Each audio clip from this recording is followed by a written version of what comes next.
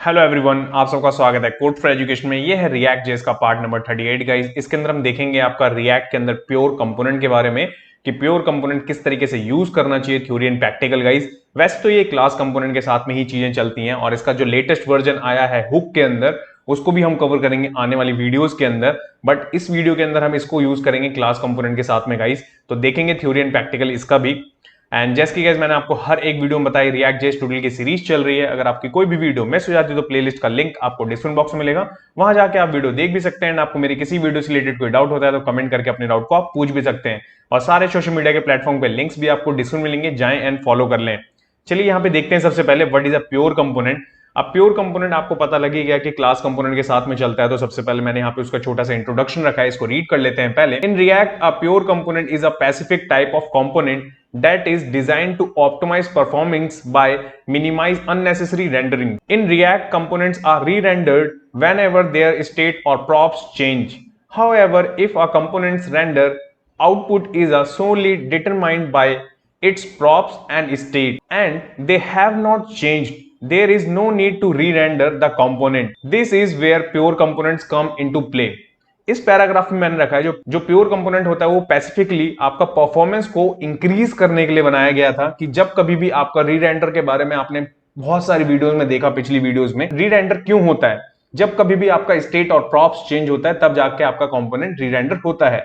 अगर वही चीज आप रोकना चाहते हैं, मानिए कि आपके चिल्ड्रन कंपोनेंट्स है बहुत सारे और वो आपके बार बार री रेंडर हो रहे हैं जबकि उन्हें नहीं होना चाहिए, तो उस केस में आप क्या कर सकते हैं, प्योर कंपोनेंट को यूज कर सकते हैं। ओके, अब नेक्स्ट यहां पे देखते हैं, pure component in React is a class component that extend the react dot pure component class, और since react 16.6 it can also be written as a functional component that utilize the react.memo high order component.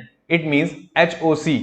The main characteristic of a pure component is that it automatically implements a slow comparison of props and state to decide whether to re-render or not. Okay, it means कि जो React का 16 version आया था, इस paragraph में मैंने रखा है 16.6, उसके बाद में इसको चेंज कर दिया गया। जैसे कि आपको पता है क्लास कंपोनेंट अब खुद कंसीडर नहीं किया जाता, बट मैं आपको इसलिए ये सब चीजें पढ़ा देता हूं कि जब कभी भी किसी भी इंटरव्यूअर ने आपसे क्वेश्चन पूछा कि पहले क्या होता था और अभी क्या है, तो आपको दोनों का डिफरेंस पता हो प्रॉपर तरीके से। ओके, इसीलिए मैं आपको ये प्योर कंपोनेंट बता रहा हूं विद क्लास कंपोनेंट। और जब ये चीज चेंज हुई आपके रिएक्ट 16.6 के अंदर, तो ये मेमो बन गया आपका, मेमो और यूज मेमो। ओके, जो कि आने वाली वीडियोस में हम देखेंगे, जो कि एक हाई ऑर्डर कंपोनेंट बनता है वहां पे। ओके, तो ये था आपका थ्योरी का पार्ट। थ्योरी से आप समझ गए कि प्योर कंपोनेंट है क्या, कैसे एक्सप्लेन करना है आपको इंटरव्यूअर को, अगर आपसे एग्जांपल बनवाने की कोशिश करे। तो चलिए यहाँ पे चलते हैं सबसे पहले अपने एडिटर पे और एग्जांपल बना के देखते हैं इसे। सो गाइस, एडिटर पे आने के बाद में सबसे पहले हमारे पास में एक फाइल होने वाली है app.js। यहाँ पे मैंने इसे ऑलरेडी क्लास कंपोनेंट्स में कन्वर्ट कर रखा है। ओके, अपने फंक्शनल वाले को। अब ये कैसे कन्वर्ट करा है, अगर आप पूरी सीरीज देखते हुए आ रहे होंगे तो आपको आइडिया हो ही गया होगा। ओके, और इसी का आउटपुट आपको यहाँ पे देखने को मिलेगा, जो कि हमारा आउटपुट होने वाला है। ओके, तो यहाँ पे सबसे पहले हमें क्या क्या चीजों की रिक्वायरमेंट्स होगी, चिल्ड्रन कंपोनेंट की हमें यहाँ पे रिक्वायरमेंट होगी। तो सबसे पहले हम क्या करेंगे, एक कंपोनेंट बना लेंगे और मैं कंपोनेंट का नाम रख देता हूं आपका काउंटर ही हम बनाएंगे, component.js। ओके, ये मैंने बना दिया और ये हमारा कंपोनेंट यहाँ पे बन भी गया। अब यहाँ पे आप देखेंगे कि मैंने शॉर्ट फॉर्म आपकी कौन सी यूज कर ली, फंक्शन वाली, बट ये नहीं करना, हमें RCC करेंगे हम, जिससे कि क्लास कंपोनेंट बन सके वो। ठीक है, अब आप देखेंगे क्लास कंपोनेंट बन गया हमारे यहाँ पे। मैं करूंगा इसको सेव, एंड सेव करने के बाद में यहां पे मैं उसको क्या करूंगा, इंपोर्ट करवा लूंगा। देखिए इस कंपोनेंट को, तो ये कंपोनेंट हमारा क्या हो गया, इंपोर्ट हो गया। अब इसके बाद चलेंगे हम यहाँ पे, तो यहाँ पे आने के बाद देखेंगे काउंटर प्योर कंपोनेंट आपको विजिबल हो भी रहा है। अब आपको समझाता हूं मैं कि ये हमें रिक्वायर्ड क्यों है। अब देखिए, जैसे कि मानिए मेरे पास में बहुत सारे चिल्ड्रन हैं और मेरे पेरेंट पे मैंने कुछ फंक्शंस डिक्लेयर कर रखे हैं और वहां से हम किसी भी स्टेट या प्रॉप्स को हम पास कर रहे हैं अपने चिल्ड्रन में। आपके जो चिल्ड्रन है उनमें उसकी रिक्वायरमेंट नहीं है, मानिए बार बार री रेंडर की रिक्वायर्ड नहीं है, तो आप क्या चाहते हैं कि वो रेंडर ना हो ब्राउजर पे बार बार, तो उसको रोकने के लिए ही प्योर कंपोनेंट का यूज करते हैं। तो हमें यहाँ पे क्या क्या चीजों की रिक्वायरमेंट लगेगी, तो सबसे पहले तो मैं यहां कर देता हूं आपका example1। ओके, देन इसके बाद में कंस्ट्रक्टर को लेना होगा आपको, मैं यहाँ पे प्रॉप्स ले लेता हूं। ठीक है, एंड देन इसके बाद में सुपर ले लेते हैं हम। ठीक है, और सुपर में हम प्रॉप्स रख लेंगे। ठीक है, ये चीज हो गई। इसके बाद में दिस डॉट स्टेट है हमारे पास में, अब ये सारी चीजें आपको ऑलरेडी पता होंगी अगर आपने पूरी की पूरी सीरीज देखी है कि मैंने कैसे ये सारी चीजें यूज करते हुए आया हूं मैं इस पूरी सीरीज में। ओके, अब इसके बाद में हमें क्या करना होगा, एक इंक्रीमेंट का बना रहे हैं हम, बेसिकली बना तो काउंट ही रहे हैं। ओके, बस वो क्लास कंपोनेंट के अंदर विद आपका प्योर कंपोनेंट। ओके, अब मैं क्या कर रहा हूं यहां पे, increase arrow function this dot set आपका होगा यहां पे, सेट में आपका सेट स्टेट। ठीक है, इसके अंदर हम क्या करेंगे, मैंने आपको प्रीवियस और नेक्स्ट पढ़ाया था, तो मैं यहां पे प्रीवियस स्टेट ले लूंगा, एक ही पैरामीटर लूंगा, एंड देन इसके बाद में आपका काउंट हो जाएगा मेरा यहां पे। ठीक है, की क्योंकि की हमारी वो है, और प्रीवियस स्टेट डॉट प्लस 1 कर दूंगा मैं आपका। अब ये मैं 1 कर रहा हूं यहां पे, तो इसका मतलब ये नहीं है कि आपका हर बार ही वहां पे स्टेट मिलेगी, आगे चल के आपको यहां पे दिखाऊंगा कि कैसे आप रोक सकते हैं। ये मैंने बना लिया। अब ये बनाने के बाद में हमें ये चीज पास भी तो करनी होगी, तो हम पास कैसे करेंगे, सबसे पहले हम काउंट बनाएंगे।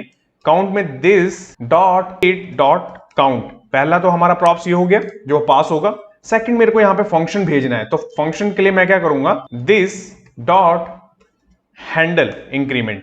ये देखिए, ये दोनों के दोनों हम यहां पे क्या करेंगे, भेज देंगे। तो ये दोनों प्रॉप्स हमारे यहां से चले गए किस में, चिल्ड्रन कंपोनेंट में। अब चिल्ड्रन कंपोनेंट में हम क्या करेंगे, अभी हमारे पास में ये नॉर्मल है, ये फंक्शन अभी नॉर्मल है क्योंकि कंपोनेंट यूज करा है हमने यहां पे, अभी प्योर कंपोनेंट यूज भी नहीं करा। अगर मेरे को यूज करना है तो प्योर कंपोनेंट, तो देखिए हम क्या करेंगे यहां पे, हम यहां पे आपका लेंगे सबसे पहले आपका h1।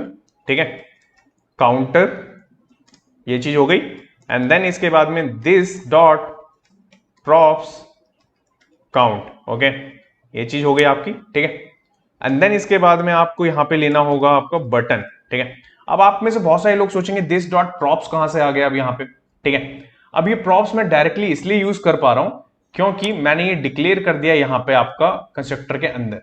ओके, ये भी एक मेथड है आपका, क्लास कंपोनेंट के साथ में होता था। अब यहां पे मैं क्या करूंगा, आपका इंक्रीमेंट लूंगा। ठीक है, इंक्रीमेंट के बाद में यहां पे ऑन क्लिक ले लूंगा मैं, ये देखिए ऑन क्लिक लिया, दिस डॉट प्रॉप्स डॉट आपका आ जाएगा यहां पे ऑन इंक्रीमेंट वाला फंक्शन, ये देखिए जो कि हमने वहां से पास करा है यहां पे। ठीक है, अब देखिए प्रॉप्स मेरे को यहां पे लेने की जरूरत नहीं पड़ी अभी, क्योंकि मैंने आपको बताया क्योंकि वो डिक्लेयर करा था। अब आपको ये चीज दिखेगी कैसे कि ये कंपोनेंट आपका रेंडर हुआ भी है या नहीं, तो उसके लिए मैं क्या करूंगा, यहाँ पे कंसोल बना लूंगा और उसको हम प्रिंट करवा के देखेंगे। काउंटर कंपोनेंट है वैसे ये अभी, तो मैं यहाँ पे ये ले रहा हूं। अब ये कंसोल तो हो गया किसका, ये चिल्ड्रन कंपोनेंट का, जिसके अंदर प्योर कंपोनेंट लिखा है मैंने। अब इसके बाद में हमें यहाँ पे भी तो चेक करना होगा, ये कौन सा होगा, इसे कर देते हैं हम आपका पेरेंट। Okay, parent render. अब ये दो चीज आपको दिख गई कि हमने एक चिल्ड्रन कंपोनेंट बनाया, हमने यहाँ पे स्टेट बना ली, यहाँ पे फंक्शन बना लिया इंक्रीमेंट करने का, और यहाँ पे हमने पास भी कर दिया जिसे गेट करके हमने अपने नॉर्मल कंपोनेंट में रखा है। ये नॉर्मल कंपोनेंट है आपका, अभी हमने प्योर कंपोनेंट यूज भी नहीं करा। अब चलते हैं हम यहाँ पे आने के बाद अगर आपको मैं रिफ्रेश करूं एक बार ब्राउजर को, तो यहाँ पे मैं दिखाता हूं आपको, सबसे पहले पेरेंट आपका रेंडर हो रहा है, देन उसके बाद में आपका काउंटर जो कि हमारा चिल्ड्रन कंपोनेंट है। अब नॉर्मल सिनारियो में ये वर्क कैसे करता है, नॉर्मल में सिंपल है, मैं बटन पे क्लिक करूंगा, वो बार बार री रेंडर करता रहेगा। ये देखिए बार बार री रेंडर कर रहा है हमारा पेरेंट और चिल्ड्रन। ठीक है, ये आप समझ गए कि जो नॉर्मल में चलता है आपका। बट अगर मेरे को यही सेम चीज प्योर कंपोनेंट के साथ में करनी है तो कैसे, तो यहां चलेंगे हम अपने चिल्ड्रन कंपोनेंट पे। ठीक है, चिल्ड्रन कंपोनेंट पे आपको करना क्या होगा, आपको लिखना होगा प्योर, और यही प्योर आप कॉपी करके यहां पे रिप्लेस करेंगे कहां पे, एक्सटेंड्स कंपोनेंट के बाद में प्योर कंपोनेंट आप लगा देंगे। इतनी चीज कर दिया आपने। इतनी चीज करने के बाद में आप करेंगे सेव, एंड सेव करने के बाद चलेंगे ब्राउजर पे, और एक बार और रिफ्रेश अगर मैं आपको करके दिखाऊं तो यहां पे अभी भी आपको रेंडर होते हुए दिख रही हैं चीजें। ठीक है, और जैसे ही मैं आप क्लिक करूंगा तो आप कहेंगे अभी भी तो रेंडर हो रहा है प्योर कंपोनेंट के अंदर भी। अब मैं आपको दिखाता हूं एक्चुअल यूज कहां आता है इसका। अब मैं app.js पे जाता हूं, और मानिए मैंने कोई फंक्शन डिक्लेयर कर रखा है, बट उसके अंदर स्टेट और प्रॉप्स कुछ भी मैं यहां पे चेंज नहीं कर रहा हूं अपने चिल्ड्रन कंपोनेंट का, तो क्या वो रेंडर होगा बाद में। तो यहां चलते हैं यहाँ पे ब्राउजर पे, एंड ब्राउजर पे आने के बाद यहां करता हूं मैं क्लिक। जैसे मैं यहां करता हूं क्लिक, क्लिक करने के बाद आप देखेंगे सबसे पहले मेरा यहां पे पेरेंट रेंडर हुआ है, ना कि मेरा प्योर कंपोनेंट जो कंसोल मैंने लगाया था अपने चिल्ड्रन में वो। आप जितनी बार भी यहां पे क्लिक कर लें, मेरा यहां पे चिल्ड्रन कंपोनेंट नहीं आएगा, क्योंकि वहां पे उसको स्टेट और प्रॉप्स कुछ भी यहां पे नहीं मिल रहा अपडेट होते हुए, दैट्स वाई।